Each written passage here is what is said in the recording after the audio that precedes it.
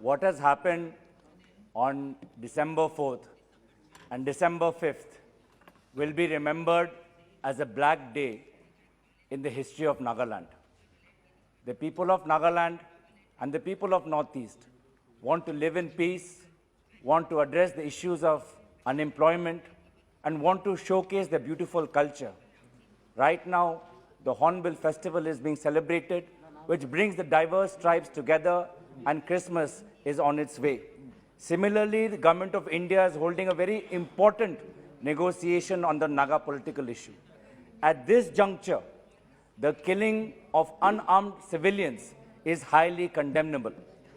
And at this juncture, I appeal for peace from all sections of society.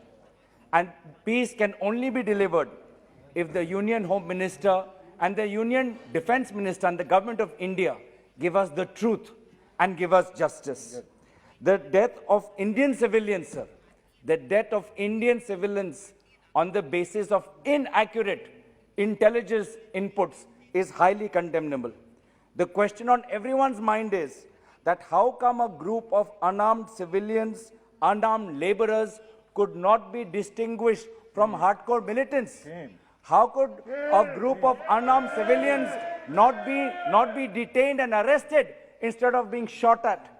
And therefore, I request the Union Home Minister and the Union Defence Minister, because it is a paramilitary group, both ministers should give their statement, and the central government should announce an ex gratia to the families of the deceased.